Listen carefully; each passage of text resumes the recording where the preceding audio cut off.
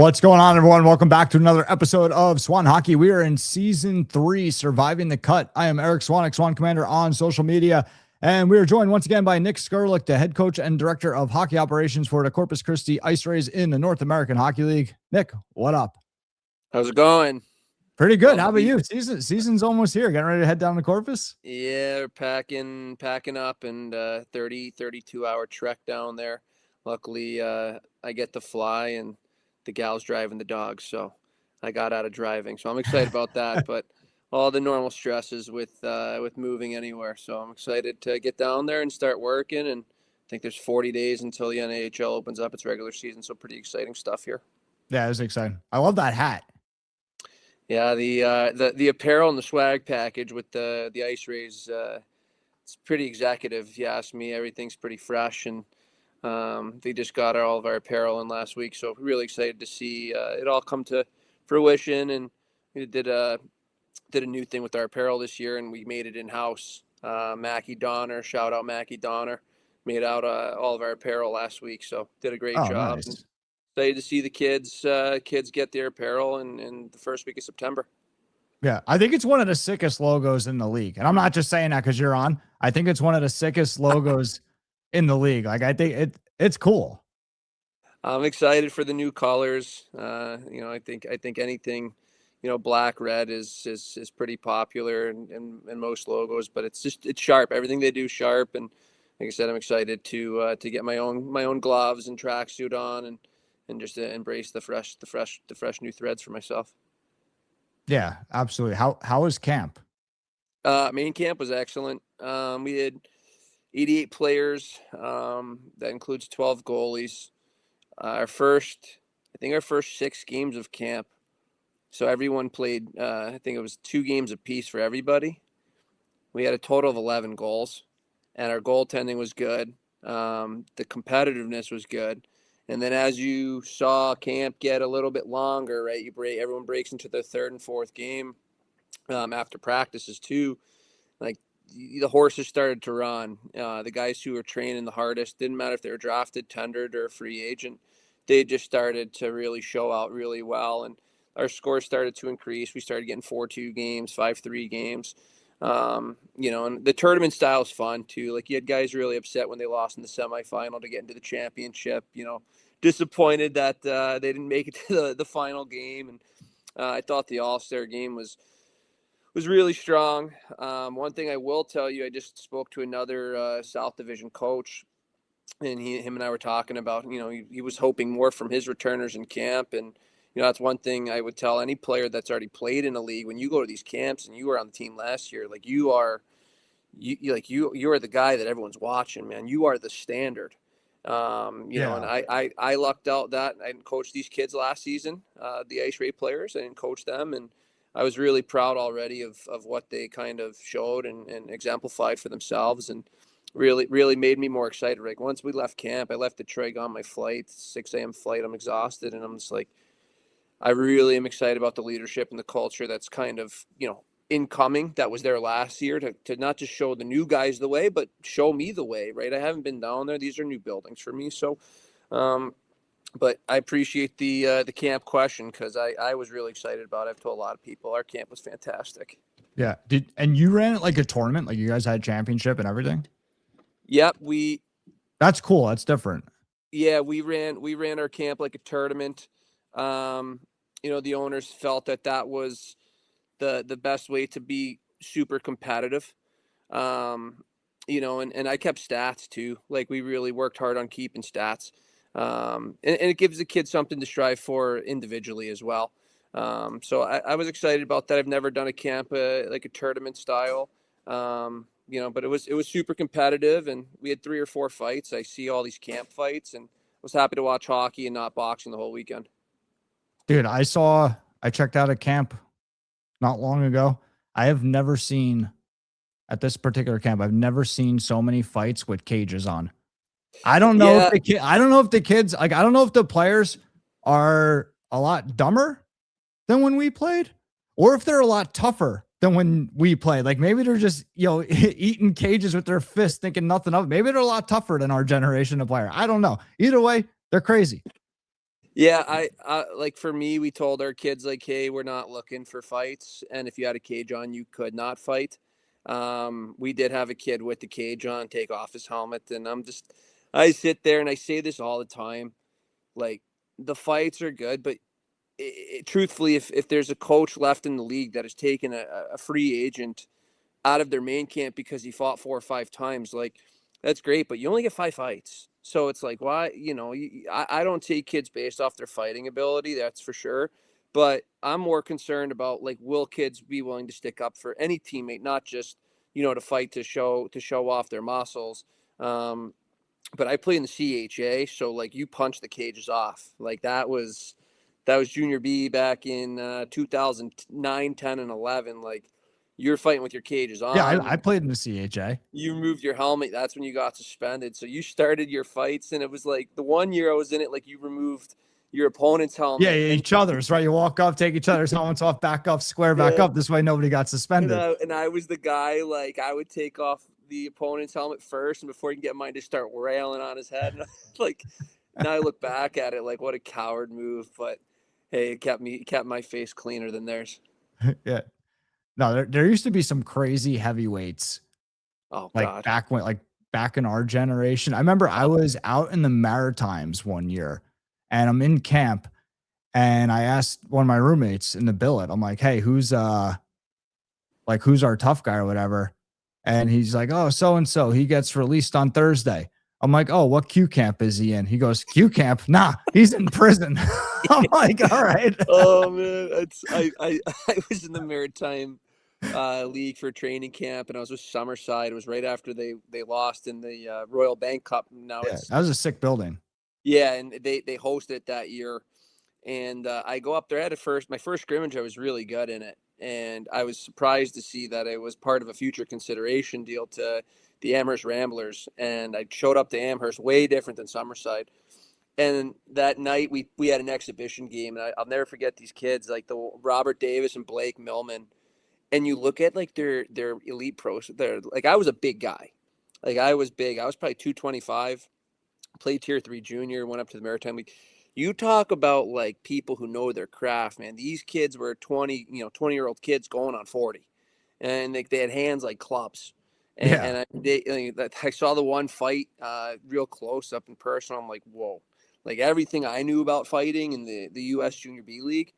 Oh my goodness! Like these guys, this was an art for some of these kids up there. So it's fun, and there were no cages on in Yeah. that league. But like times change, and like I said, I think in the North American Hockey League, I think we've had 42. I counted a couple of months back. I think we had 42 fights in my last 2 seasons. I didn't count the third season. So if you think about it, every 3 games there's a fight going on. It's not every night, but when you play teams, the fourth or fifth, sixth time in the season, like you get sick of them. You get sick of the same guys. And even as coaches, like we get sick of the same guys on the other team, slashing guys behind the whistle, stopping really hard at the crease. Like, it's part of the game, but we're not asking the guys to do it. We are looking for the guys who know, hey, it's time to do it. But Yeah. hopefully this year we're scoring more goals than we are sitting in the penalty box. Yeah, that's always a good thing. I remember one year we had this kid joined our team around probably like January or maybe in December, and everyone's looking at him. They're like, what is this kid doing here? Like practices weren't going well, nothing's going well, and like everyone's just like, okay, like you're gonna play, I guess. Like nobody wanted to play with him and everything. So probably about 3 weeks into it, he suits up for his first game, and everyone's just like, all right. I think it was like first period, he squares up with like the heavyweight of the league. Everyone's like, this kid's gonna die. Like, like, does he know what he's doing? Like, and he just ragdolled the head, like just Really? boom, boom, boom, boom, just ragdolls the heavyweight of the league. We're all just like, okay, welcome Yeah, to the team. Sorry if you overheard anything any of us were saying. Oh man, and I remember like Craig Doremus, former coach of the New Jersey Titans, Robertson Cup champion. He had the Metro Moose. So that was my first year junior hockey. I was 15, turning 16. I didn't know you played for the Moose. I did not play for the Moose. I played against the Moose. Oh, And the okay, okay. Moose, I tell people this all the time. Like the Metro Moose made me a man. Like, and if you weren't willing to jump out of boyhood to be a man, like they didn't just hurt you, they killed you. I mean, they had 3 or 4 kids that were just tough as nails, and I think they lost 6 games that year too. So they would go up 6-7-0, and just the intimidation factor was. I still talk about with Craig today. I'm like, Craigie, that team like gave me nightmares. I remember being a sophomore in high school and knowing we were playing Metro on Saturday, Sunday in Coney Island, leaving high school, like closing my locker, being like, oh my God, hopefully I'd remember my combo because I might have some a brain injury when I report back to class on Monday. Like they were that's when it was fun, and there was less junior hockey teams, so the talent was good too. And I just think for guys that think they can make any league fighting, like those times have kind of changed, at least at the junior hockey level. Like I know there's Yeah. some really tough customers in the ECHL, but if you even look like even the American League, like there's no more guys who just do it every night. It's pretty much, do it when needed. And I think it's interesting too. You see leagues in Canada going full cages. You see, the Quebec Major Junior League. I could be wrong here, so don't fry me if I am incorrect. But I'm pretty sure they banned fighting 2 years ago.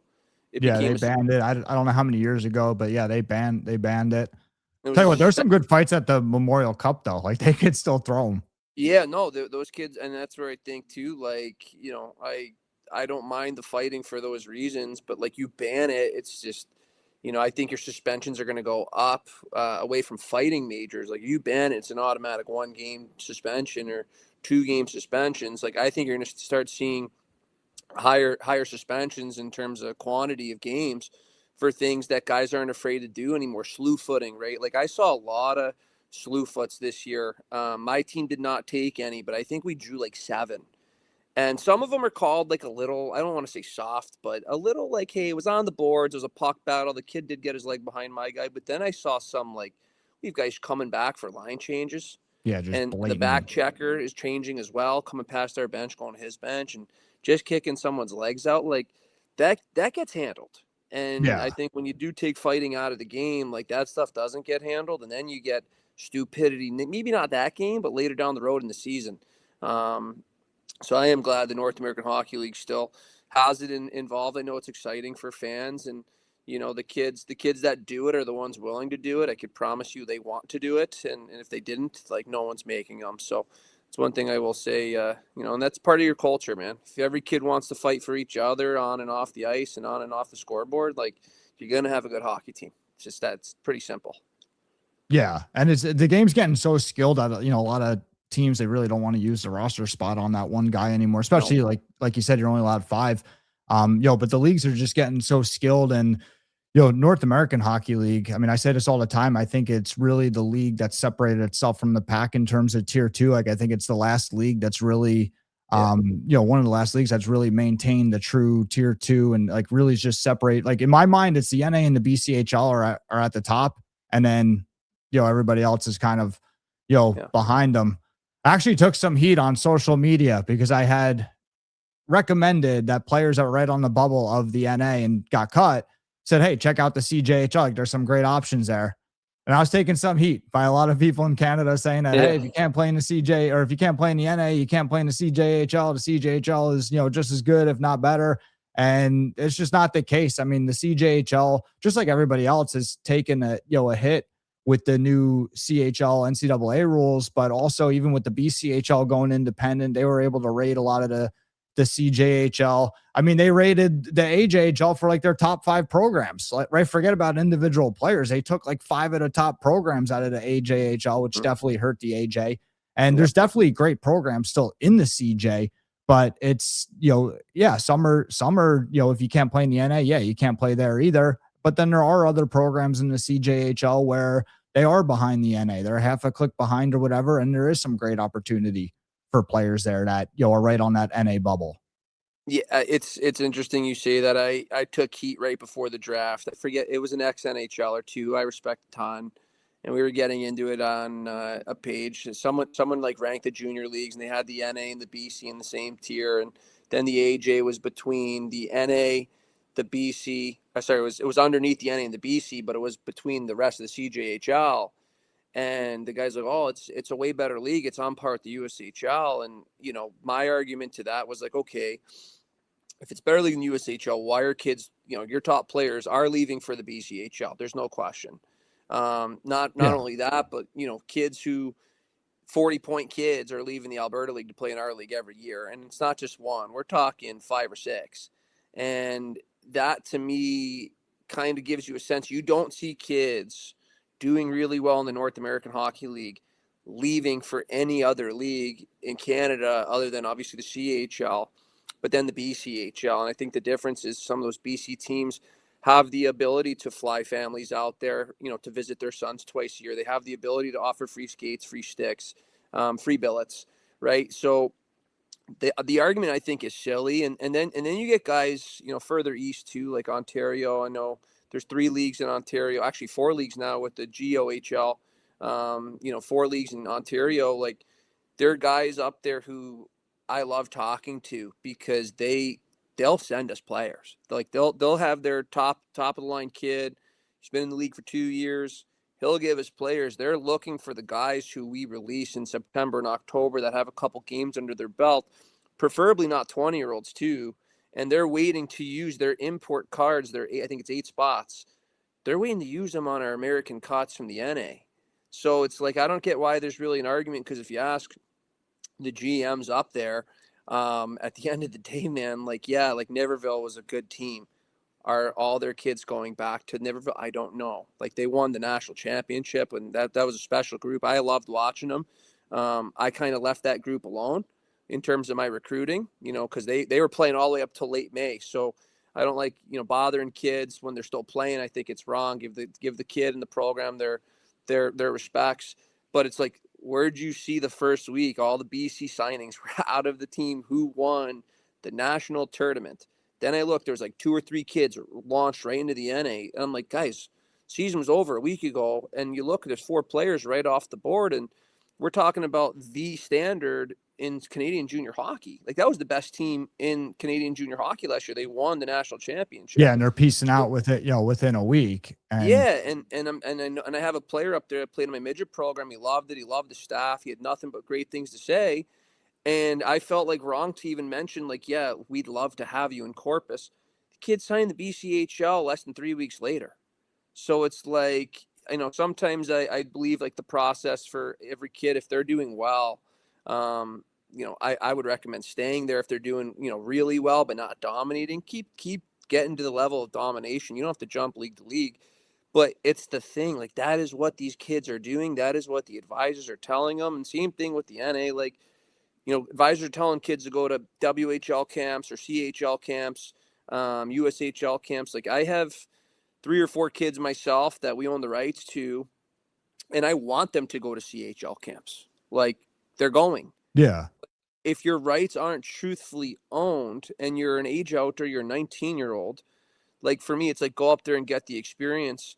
But, like, the law of averages state, like, if you're not property of that team and you're an overage or dealing with overage restrictions on roster size and how many overages you can have, like, that's where I think kids might get thrown off a little bit, believing, hey, I got a really good shot to make this team. You go up there, you do well in training camp. Maybe you get bad news and you get the old, well, hey, man, we have too many overagers. We'd love to have you, but you're just too old. Now that kid's going to go back to an NA team or a BC team. And I think it kind of kills their confidence to start their biggest year yet, which is their age out year, the year they all, have to decide on college. And that's the only thing I do not like. A lot of 20-year-olds going to CHL camps, they're not property of the CHL teams. If they're left with nothing after a good camp, we're kind of left to clean it up for them and make sure they know they're a really good hockey player. And they did get, released from the best league in the world. That's the biggest hiccup I have. And, I look at a lot of the overagers that do end up in the CJHL. They're doing fine. Some are doing really well, and some kids just aren't doing the greatest. So I'm still, like, reading that trend. Like, kids from the Q, because I'm an East Coast guy, kids from the Q going to CJHL and putting up maybe less production than they did in major junior. It kind of makes you blink twice sometimes when you're looking at some of these profiles. Like, hey, you had 20 points in 50 games in the Q. You have 19 points in 50 games in, let's just say, the CCHL. So yeah, it's like, what happened? Did you mentally check out? Could you, or stylistic thing, or are your best days behind you? That's what I want to know, because it is a trend. And my first round draft pick was a kid with 150 Q games this year, and I was looking through all the South rosters, and I was reluctant to take a kid like that. There was optimism as well. But if you look at a lot of the age outs from the CHL that come to the North American Hockey League, no one is lighting up the scoreboard. So I'm still learning those trends, and I know my coworkers in the league are also trying to figure it out. Like what is the best league to draw a kid from? What is the best region or the best level to draw a kid from? And honestly, it's a case-by-case basis. Yeah. Everyone's path is different, and I think it kind of depends on the kid. Oh, for sure. Right. And a lot of it's stylistic too, because the NA is a little bit of a different style than, let's say, the OJHL or the CCHL or AJ or whatever. So like a lot of it is like, how is it going to translate as well? And like, that's another thing too, that, you could be, as a player, you could be dealing with two leagues that are very comparable. If they're two different styles, you may just fit in one better than the other. Right. So there might be a situation where you get cut from the NA and, maybe you're just not an NA style player. And then you can go to the OJ or you can go to the AJ and find success. And for anyone out there that's not familiar with the CJHL, there's 9 tier 2 junior A leagues in Canada make up the CJHL. Then you got the BCHL, which is, independent. And then the GOHL that Nick mentioned before, which is, becoming more and more popular. But yeah, like a lot of it's stylistic too. And I think for the NA, it's obviously an older, heavier style. I do think some of those Western Canadian kids would fit in well. Like some of those kids that have success in the AJ, they come in, maybe they're not going to light up the NA on the scoreboard, but they're going to be tough. I feel like if you look at the Ice Rays opening night roster, you're going to see 5 Western Canadian kids from Western Canada that played in the AJ and the BCHL, and every single one of them is one of the 3 specs. They're over 6'3". They've played over 50 CHL hockey games, or they had over 100 penalty minutes last year. So it's like, I think you're getting... Buckle up, Corpus Christi fans. I think you're getting... But you know what? These kids were in a BCHL league. Some of them were in the CHL league. And let's be real, those leagues are sought out as higher. And obviously the CHL is a better league. Like, I'm not sitting here telling you that we are on par with CHL. I am not. I think there's plenty of players in our league that can play in that league. BCHL, I think it's higher octane offense. And sometimes those big, heavy kids who compete, maybe they're not great, with the puck skills. They're not really fit for the BCHL. Yes. So maybe you come to a little bit of a less offensive league, a little bit more structured league, definitely a little bit more physical. I call it more of a college ready league. Like every hit's getting finished. There's not 3-on-2s up and down the sheet. So I am excited to see how my bigger Western Canadian kids do. I know they're excited to come out here, and we tell them all, like, you're not going to see too much of a difference between the NA and the BCHL when we're playing teams that are just as good as us. Like you're going to feel like you're in a BCHL game. It's just a little bit of a different, the difficulties are different. Like BCHL, I don't think it's an easy league to play in either, because I think if you don't have the puck, man, it's going to be hard to get it back because everything's crisp in that league. Everything's moving really fast, north, south, east, west, where I think the NA is less puck carrying, which means you have to go get the puck because you don't have the puck as much in our league. So I think that's what's fun, continuing to compare the leagues. The old argument too, like we were talking before we recorded, right? You were like, well, there's kids who go to this league and they didn't do well in the AJ and they came to the NA and lit it up. Like there's so many different conversations. I mean, like just in 5 minutes, I was looking at players who didn't do well in the NA and went to another league and did incredible. And I'm not sitting here going, well, the NA is way better than that league. There's kids out like Nico Tornes, like he lit up the NA. He went to Moncton and he lit up the Q. I mean, he was one of the best goal scorers, if not the best goal scorer in major junior out of the North American Hockey League. So that's where I think like everyone who wants to argue about like what like the league rankings by all these people, and like, I'm not sure if you've done one yet, but all these league rankings. I did one. I did it differently because I honestly hate rankings. And I said that when I put it out, but I think that when I put mine out, I just thought junior hockey was at such a crazy point. And I thought we were at a point in time where a hockey family couldn't go on Google and get a straight picture, because we're at the point where it's like, okay, what are the tier 1 leagues? Okay, QMJHL, OHL, WHL, USHL, BCHC or whatever. And, and I think the BCHL calls themselves tier 1. And then it's like, okay, what are the tier 2 leagues? Okay, you got all 9 CJHL leagues. You got the NA, you got the NCDC, you got the EHL, the GMHL. Like, you can't get straight information. So I'm like, you know what? I hate doing it, but I'm going to rank the leagues. And I ranked them in groups. I didn't just go every single league. I was kind of like, hey, this group of leagues, I would consider them like whatever, 5-star leagues. This is 4.5 stars. So that's the way I did it. Again, I hate rankings, but I just thought we're just at a time where you can't really get straight. Well, you're pooling though. Like, I'd rather see poolings and groupings than like leagues being ranked. And I don't get offended too when the top 20 junior hockey team rankings come out. I mean, the one year I think we were 3rd place in all the North American League, and we're talking like March. We didn't even make the top 20, and there were 6 teams in the NA in the rankings that were in the NA, and we were ranked ahead of 5 of them. So like right then and there, I was like so upset about this. And I was telling our players about it, like, no one really cares. Like, it doesn't matter. At the end of the day, each league's going to have 2 teams fighting for a championship. Each league's going to have Division I commits, hopefully, Division III commits, ACHA commits, players who are advancing to the CHL, maybe players advancing to pro hockey.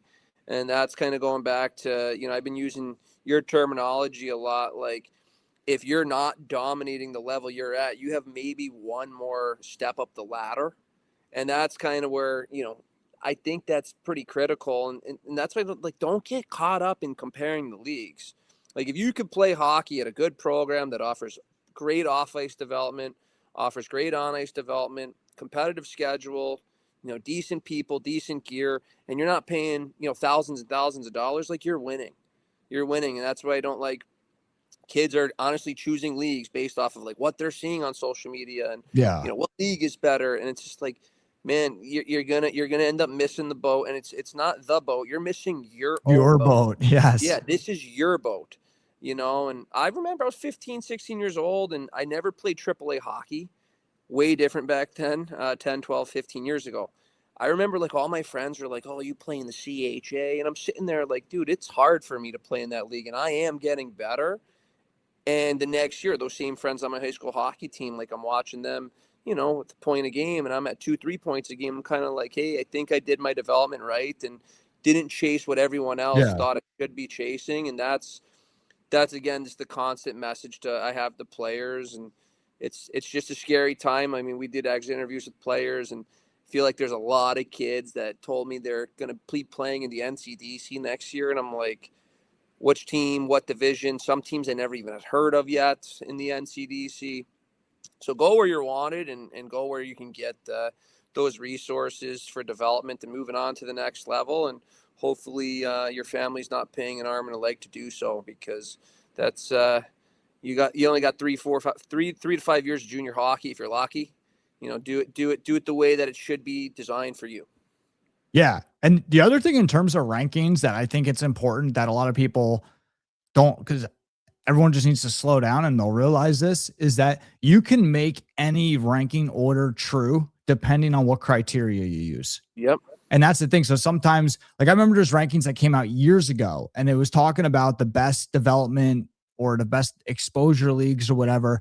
And they had what was the USP3 or whatever as like it right in the middle of the pack, like above some really credible other leagues. And people are like, this is a joke. But people missed the boat that where, hey, it's talking about the best leagues and moving players up. Yep. Not that was an amazing league at moving players up, but guys, it's the lowest level. As long as you don't quit hockey, you will move up. That's so. Of course, the numbers are inflated in that league, raising its. So I remember this ranking value or whatever. I remember exactly that. I know exactly what, and I can't remember what year, but what it was is the USP3 and the EHL. When I was a huge fan of the EHL, I still have no issue with the EHL. Other than we can't touch those players this year. We have to wait a whole year, but like. They had the EHL and the USP3 over tier 2 leagues in Canada and, leagues in the US and people were having a conniption. I did see, again, remember, rankings are based on, moving players upward and onward, not just to college. So it's funny you brought that up. And that's something where like the league argument, and you don't know who's writing this stuff too. Like, Yeah. like if you come out with, something that you're like, oh, this is the way, man, like this is biblical, then you better be certain you're saying, the correct things, because you are going to get beat up on social media, and everyone's going to always say that their toy's the best. Everyone's going to say, well, this league's better because of this. And, my favorite one is, well, the NA is all overagers. It's kids who have no chance of playing in the National Hockey. Like, the NA is not a league designed for NHL, guys. And like, take it 2,000 hockey players. We're lucky if one of those 2,000 ever steps foot in an American League game, never mind an NHL game. So, I do like the older, heavier brand, and I think it's fantastic for these kids' on-ice development. And that's just our way of doing it. Doesn't mean it's the right way, but that is our way. And, we keep talking about, other coaches, like people are trying to cancel NA main camps. I know you have your opinions on NA main camps. I have my opinions on NA main camps. Like, kids are going to continue to try out for teams because our product is stronger than a lot of other leagues in both, not just the US, but also Canada. And, I'm lucky this year I found 4 free agents that are going to make my team at main camp. So at least I like to use my main camp, and I hope other guys have successful stories of their main camps. Yeah. And players love to hear the stories about guys who make, teams out of main camp that were undrafted, untendered. Those are my favorite kids every year. I hate to say it. Coaches do have favorites. So if people tell you coaches don't have favorites, they're lying to you. I'm always rooting for my guys that are still there after the showcase that were like not drafted, not tendered. I love those kids, man, because they really, like, they make you prove you wrong. Like, you didn't want me in May and June, girls, but you have me on power play 2 right now. It's October. Every year, those are my favorite guys. Yeah. And it definitely does happen. Like, that's real. Like, that's on a, like, with the main camps, people just need to live in the middle. Like, you got some people that are like, we're going to everything. This is the greatest thing ever. Like, I'm highly sought after. Gotta go. I'm going to go to 10. It's like, calm down. And then you got other people that are like, oh, screw this, scam artist, this, that. It's like, nope, calm down. Like, just use it. Decide if it's an opportunity. Nothing more, nothing less. Decide if it's right for you. And if you're going to go, make the most out of it so you become one of these success stories. And, hate to break it to everybody, but if it wasn't for the main camps, 95% of the players, maybe more, would never even get an opportunity at the NA. No, right? So it's a platform to get an opportunity at the league. Yes. And I think for me, my, taking the job in May, having our main camp in a spot where I have not held any tournament or camp in Detroit. I've never held really anything out there. So, like, typically your main camp's 50% is coming within a 2 to 3 hour drive from where the camp's being held. Right. So I had to make connections with guys out there. My biggest one too, and I don't think this has been said, at least I haven't heard this. So the NA is not the best league in the United States. Okay. We know the USHL is the top league in the US. But why is the NA clubs, why are we getting bad raps for holding main camp? USHL teams are way harder to make as undrafted and untendered players, but yet all of them are having 10 to 12 team camps. No one ever wants to say anything about that. And guys, the USHL is an incredible league, incredible coaches, incredible players, incredible general managers, incredible organization of how the league's run. You have harder time making a USHL team's training camp, but everyone wants to keep taking shots at the North American Hockey League. And that's where I sat back the other night and was talking to a friend in the league, in the North American Hockey League. And we were on the phone with an assistant GM in the USHL. We're talking about this. And I go, how many teams do you have at camp? And he's like, we had 10. I'm like, that's great. I had 4. And I go, but let me ask you this. How many kids in your camp made your training camp that you didn't expect? And he said, there's a decent amount, but I go, well, you had 10 teams. So even if that number was 10 players, you still had 6 more teams than we had. We found 4, and that's where I sit here. I keep seeing NA camps are, they're not good. They're not good. Well, the best league in the country with the highest standards doing it too. And no one seems to be talking about how much harder it is to make the USHL than the North American Hockey League. And that's where it's like, they're having camps. We're having camps. We want kids to come to camp and we want them to compete. I urge people to come to our camp that are coaches of NCDC teams or NA3 teams or U18 teams. Like, we want kids to leave there with a plan. If they're not going to play for my team, I'd love for them to go play somewhere else where, the coach was there watching them, evaluating them. Yeah. So I can go on and on about that topic, man. Yeah, no, same here. And obviously I've been vocal about that too. And like we've talked about it on this show before as well, in terms of with the USHL versus the NA. And it's not only is it harder to play in the USHL, obviously, than the NA, but to go through to make it as a free agent is harder as well. Right. So not only the obvious of that it's a higher level league, but to go through that system, through their process. I mean, like, let's face it, they have bigger budgets, which means they're probably hiring more scouts, maybe higher paid scouts they're doing a deeper dive into their prospects for any tenders or drafts or whatnot. So it definitely is a harder process, again, not impossible, but, harder process to, circumvent. At least, I don't think it's impossible, but but yeah, I mean, USHL does the same thing, like the big camps and everything. Yeah, And I think everyone just knows that they're that is a premier league in this country, and they deserve a lot of respect, especially the talent pool they have. And I was privileged enough to coach a kid in North American Hockey League who actually made a USHL team as a free agent out of main camp, and he was able to lift the USHL's trophy a couple months ago. So it's like I've seen kids make it. awesome. And that's where I'm blessed with the good ownership that's telling me I need 4 teams at camp, and I love that. I'm used to doing 8 to 10 to 12 teams, and it's just like that's where I do think it's a little unfair to the players that are going in, and you don't know what team you're going to get on. You might get 2 line mates that are playing higher level or lower level than you, and that either which way, if you're playing with kids who are higher level with you, like it's putting you in an unfair advantage. If you're playing with kids that are lower level than you, it's the same deal. So I do get people's frustrations with camp, but I do think it's a necessary evil, because not every kid we draft or tender are coming to our teams. Yeah, I'd you say may have 7. somebody make the USHL or whatever, or go to a school. There is a lot of possibility and everything that could change. And so I feel like I've said it 1,000 times. Like, just like I'm not against the camps. I just want people to use them the right way.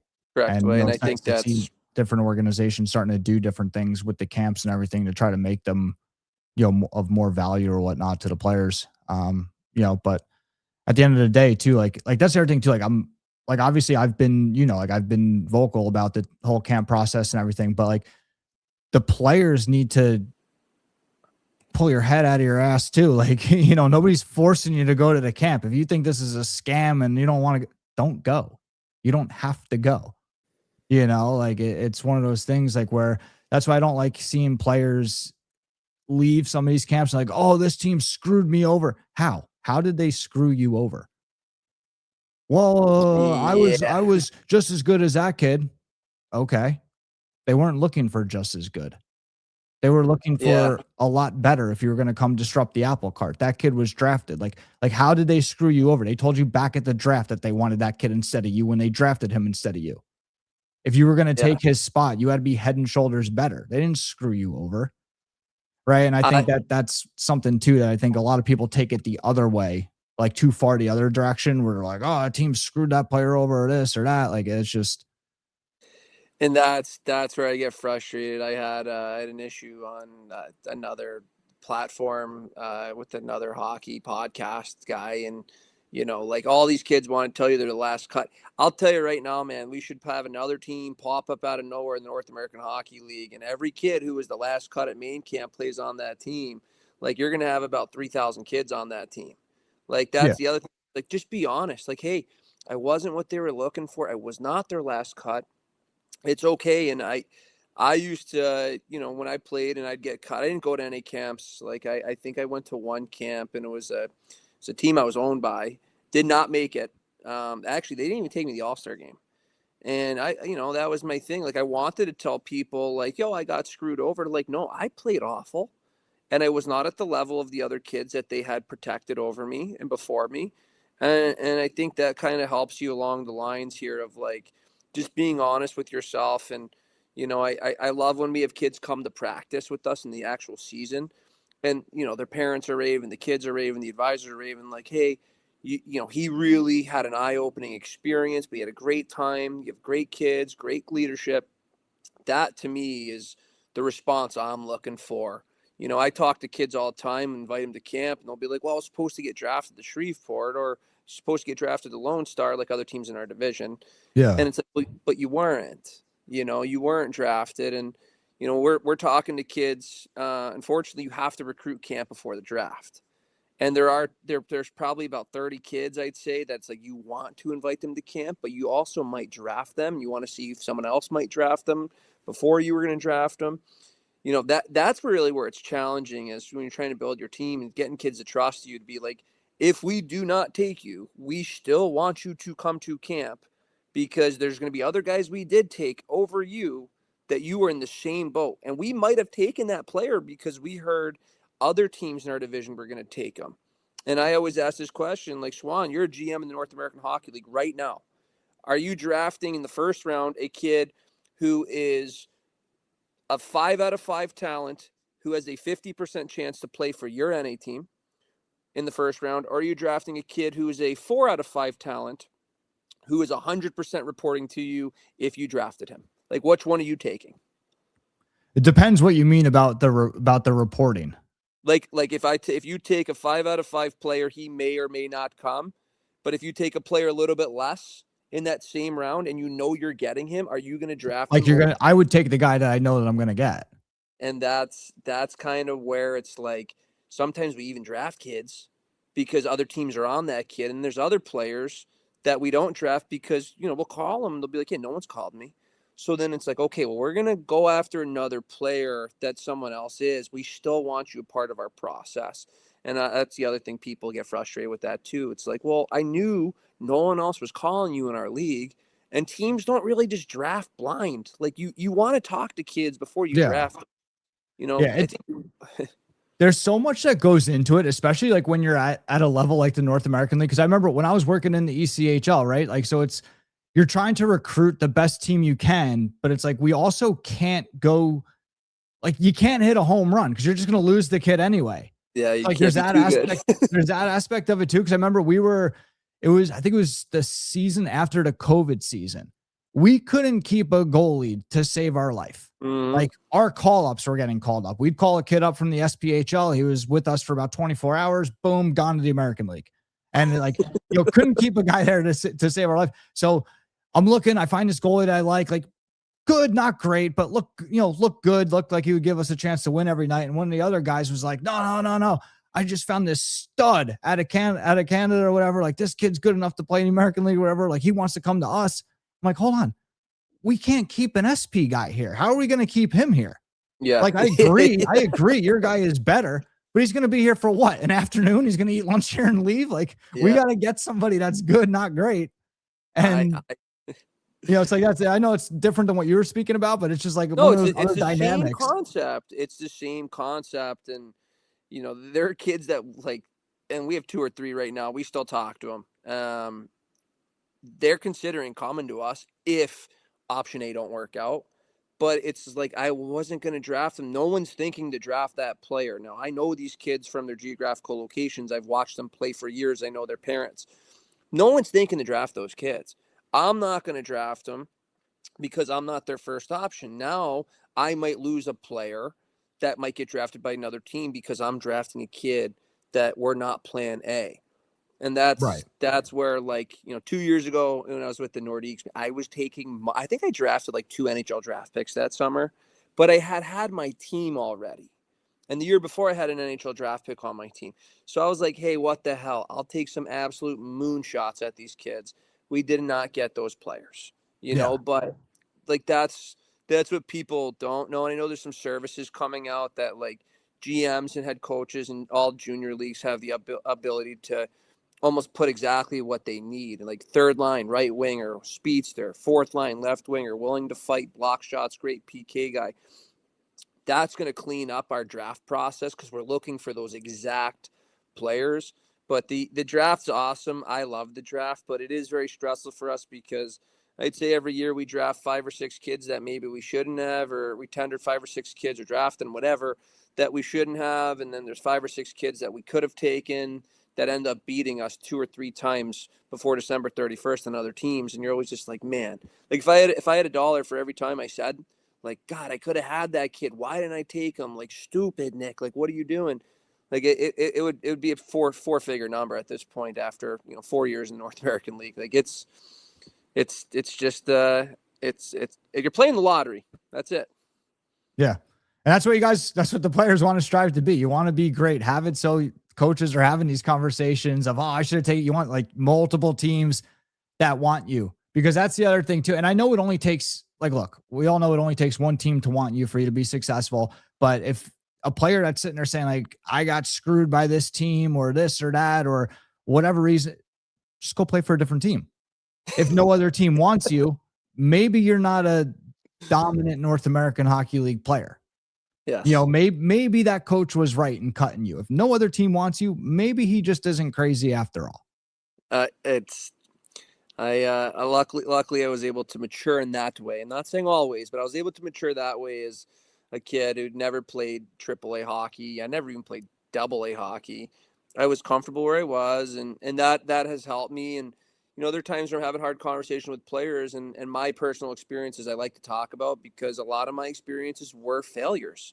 And I tell kids all the time, like, you're in a North American Hockey League office right now getting released.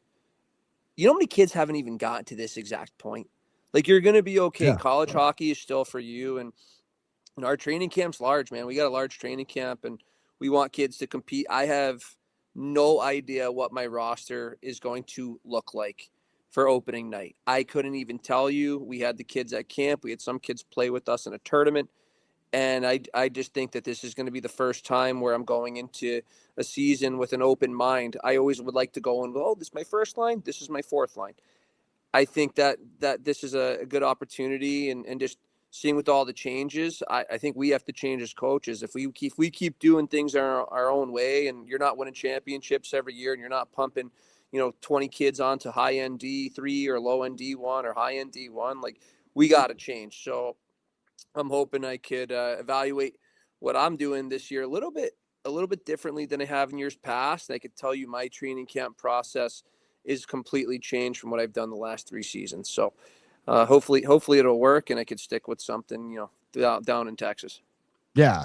Yeah. Always evolving. Right. And let's do our season pass points code. The code is going to be Ice Rays. Let's make it Ice Rays. All one word, Ice Rays.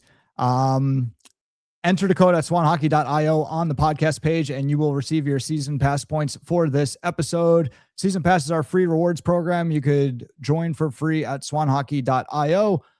Earn points, claim rewards that take you deeper into the Swan Hockey ecosystem. Nick, what do you want to end us off with? Hockey season is 2 weeks, 3 weeks, 4 weeks away for pretty much everybody. All training camps are starting soon.